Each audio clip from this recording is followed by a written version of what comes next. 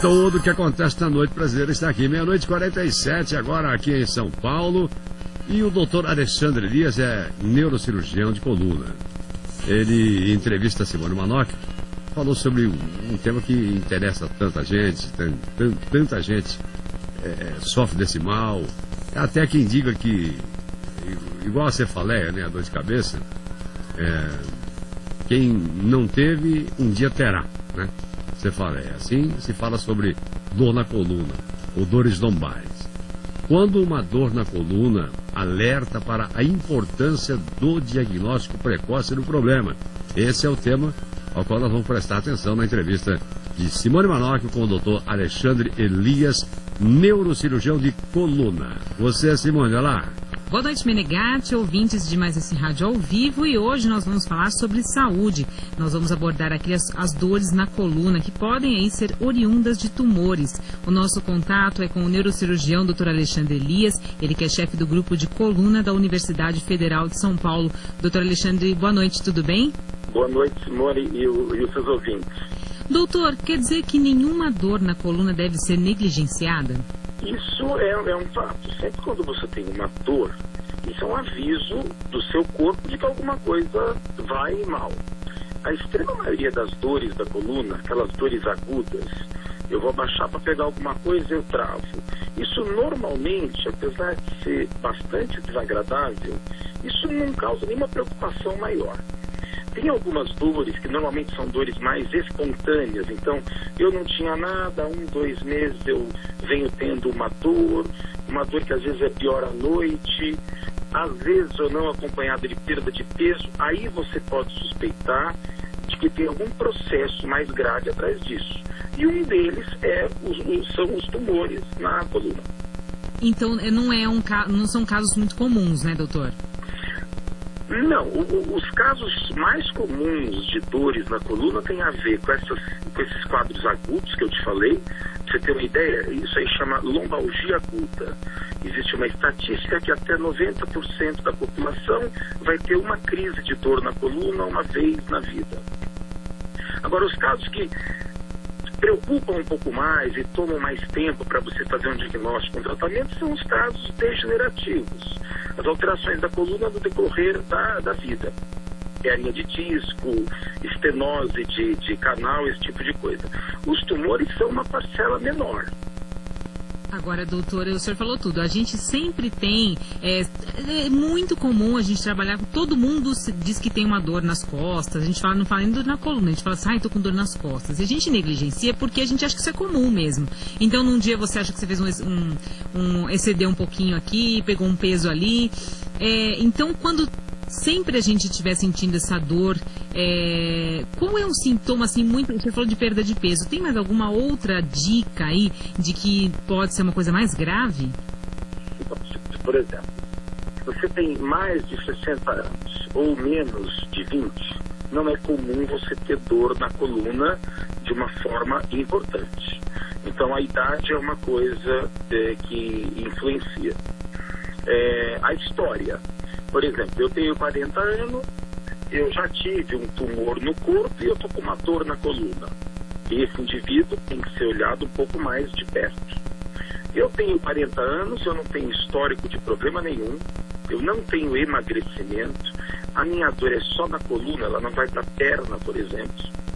Esse indivíduo, se ele falar para você, olha, eu abaixei para pegar uma caixa e travou minha coluna, como não tem nenhum outro comemorativo, em geral ele não preocupa em nada. Então, tudo depende da história do paciente e como foi a crise de dor e como está sendo a dor. Dores que pioram no repouso normalmente preocupam um pouco mais.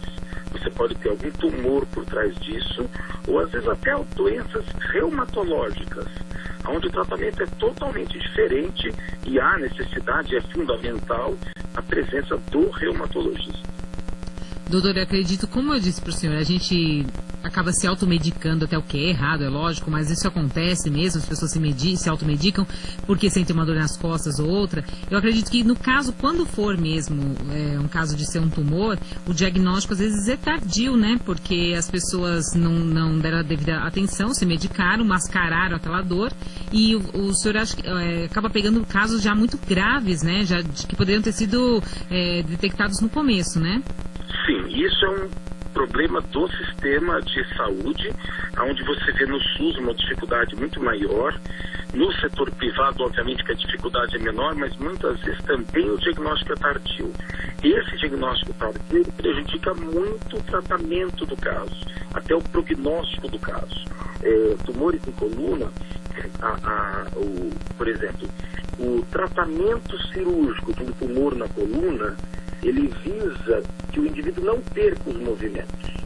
Então, se ele chegar para nós já com um quadro avançado, com uma perda importante dos movimentos, a cirurgia pode ajudá-lo, mas não ajudaria tanto quanto se ele tivesse sido operado antes de perder os movimentos, quando ele tinha apenas dor. Então, tudo isso precisa ser avaliado. A dor, ele é uma amiga nossa. Você tem uma dor, procura um serviço médico.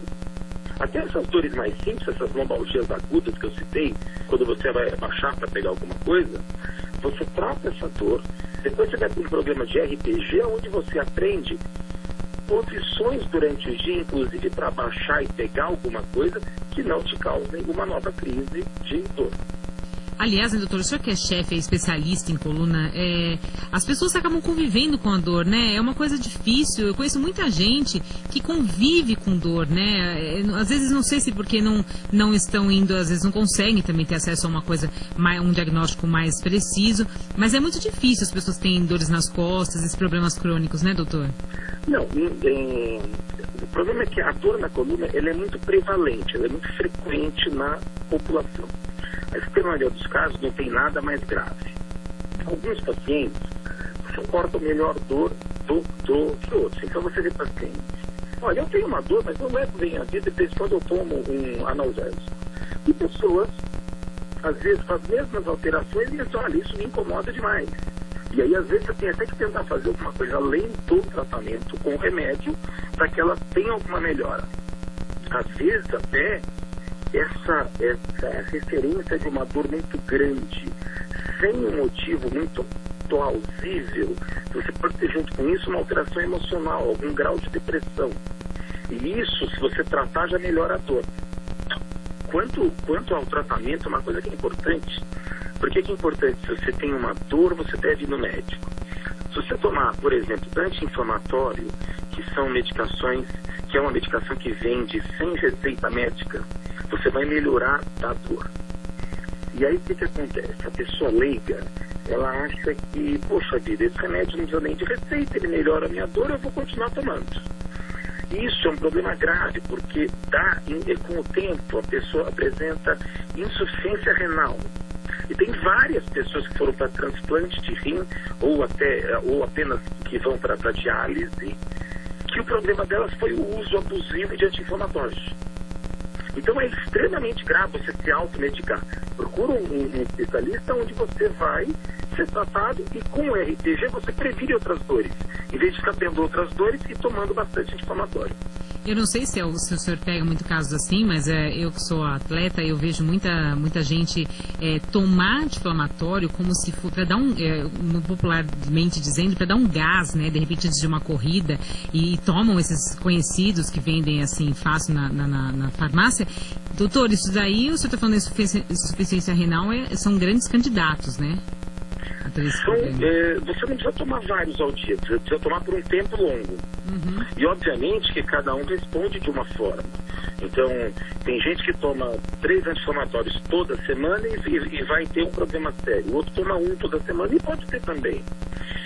Agora, tudo isso, por exemplo, isso que você me contou, isso é um exagero. Não tem nexo eu praticar uma atividade física, onde eu tenho que tomar algum remédio antes para não ter dor. Uhum. Ou seja, o que eu preciso fazer? Eu preciso diminuir a atividade física. Porque eles querem, isso é uma questão de bom senso, né? Às vezes a pessoa não está preparada, então ela não quer, ela quer cumprir aquilo ali, é óbvio que é um absurdo, mas a pessoa quer cumprir, não sentir dor, o que seria bom se ela sentisse, porque ela conhece o limite dela, né, doutor? Exato. E acaba fazendo isso. Mas, doutor, quais exames, no caso do tumor da coluna, quais exames são bem precisos para vocês terem o diagnóstico? Os exames, todos eles são importantes. Tem muita gente que acha que o raio-x não é um exame importante. O raio-x ainda hoje é um exame fundamental para você analisar a coluna como um todo e avaliar fraturas numa situação inicial. Então você tem raio-x, tomografia, ressonância magnética. Quando você está de frente com um paciente com tumor em alguma parte da coluna, você normalmente faz esses 3 exames para avaliar a anatomia daquela lesão e a coluna como um todo. E você também faz outros exames, você pode fazer cintilografia, PET-CT, que é para tentar identificar aonde mais há tumor no corpo. E com isso você faz o que a gente chama de um estadiamento. Eu tenho um paciente, normalmente a extrema maioria são tumores malignos, e que esse tumor ele vai para a coluna. Na maior parte das vezes é proveniente do pulmão ou da mama. Então eu tenho um tumor que normalmente é maligno, é uma metástase, ele veio de algum outro órgão. Então com esses exames eu avalio a anatomia dessa lesão e avalio a situação geral do paciente. Pacientes que estão extremamente emagrecidos e com várias lesões na coluna, muitas vezes não tem indicação de operar. Aí você fala para mim, mas se ele não operar, ele vai ficar paraplégico. Não, tudo bem, mas ele vai morrer daqui a algumas semanas. Então ele não vai colher o benefício de ser operado. Então a gente precisa sempre analisar as imagens do tumor com todos esses exames. O exame neurológico, imagina que eu tenho um paciente que está paraplégico há um mês. Não adianta eu operar essa pessoa, porque ela não vai recuperar o movimento. Então eu analiso os exames, o exame neurológico dessa pessoa e a sua saúde geral. Então eu vejo como é que está a anemia, se há, se não há, se há uma desnutrição presente ou não, e se ela estiver numa fase inicial, em que velocidade ela está. E aí a gente define, do ponto de vista multiprofissional, junto com o oncologista, o nutrólogo, você define a situação daquele tumor e o melhor tratamento. Doutor, o senhor falou da metástase, né? Então, a pessoa que tem, por exemplo, um câncer na mama, a mulher que teve, ela está fazendo um tratamento, às vezes quimioterápico, enfim, está tendo sucesso no tratamento, e de repente descobre essa metástase na coluna, como o senhor disse. Como que é a partir daí? Ela está tendo sucesso? A metástase sempre é uma sentença de morte ou não? Para quem é leigo, por exemplo, e não sabe. A metástase significa que o tumor saiu do seu ponto original e atingiu algum outro órgão. Então, a hora que eu falo que eu tenho uma metástase na coluna, o tumor saiu de algum órgão do corpo e parou na coluna. E aí ele começa a crescer e causa dor. Essa dor pode ocasionar uma fratura da vértebra e uma compressão da medula que você vai perdendo os movimentos gradualmente ou subitamente. Então, a metástase é um tumor que veio de algum outro órgão. E é o tumor mais comum na coluna. A extrema maioria dos casos de tumor na coluna são casos de metástases. Então, por isso que você precisa sempre avaliar o paciente como um todo. E por isso que no começo que a gente começou, eu disse que pacientes com um histórico de tumor e começam com uma dor na coluna, esses sempre vão para fazer exame. Porque são pessoas de risco de ter alguma lesão. Mesmo que o tumor original tenha sido tratado há vários anos atrás. E aconteceu já da pessoa sentir uma dor nas costas, ter aí o senhor ver que ela tem um tumor e não saber que em outra região do corpo ela estava doente, por exemplo, no pulmão, existe. Tá. Uhum. Às vezes o tumor se manifesta primeiro pela metástase. Sim. Então, às vezes você faz o diagnóstico de uma metástase, aí na hora que você vai procurar, você acha um tumor no pulmão ou na mama. E tem os casos mais graves, que são as metástases de origem desconhecida, que você procura no corpo todo, não acha um foco primário, e esse, sabidamente, tem um prognóstico pior. Esse tumor é complicado, né, doutor? Porque é o seguinte, tem alguns tipos de câncer que as pessoas, até a gente já entrevistou algumas pessoas aqui, câncer de pâncreas, de fígado, que tem alguns hábitos alimentares, alguns hábitos, atividade física, enfim, que isso daí ajuda até a pessoa a prevenir o câncer. No caso desse tumor, como ele é, como o senhor disse, a maioria dos casos é de uma metástase, né? Ele é mais difícil de você prevenir, né? Até. Não, a metástase, todas as pessoas que têm algum tumor primário, elas fazem acompanhamentos com os seus oncologistas para identificar de forma precoce se o tumor reapareceu ou no ponto original ou com uma metástase num ponto à distância. Então, isso você sempre é acompanhado. Agora, hoje em dia, as coisas melhoraram muito. Tem vários remédios que você consegue controlar o tumor ou com quimioterapia ou usando até a radioterapia. Quando é necessário operar, hoje em dia a gente tem plenas condições de reconstruir a coluna e pôr o indivíduo para andar no dia seguinte. O que a cirurgia de coluna ela não faz na extrema maioria dos casos? Eu não vou aumentar, normalmente, eu não vou aumentar a sobrevida do paciente. Eu vou aumentar muito a qualidade de vida. A sobrevida depende muito do sucesso do tratamento oncológico, do controle da doença pelo corpo todo. Todo tratamento é cirúrgico nesse caso, doutor? Não. Vários não há necessidade de cirurgia. A gente leva para a cirurgia aqueles pacientes, ou que a quimio-radioterapia, sabidamente, elas não vão ajudar, ou se o paciente já tem uma fratura na coluna e aquilo está muito próximo de lesar a medula, ou pacientes que já estão com um quadro de compressão da medula e perdendo a força na perna, por exemplo. Esses pacientes normalmente são candidatos à cirurgia.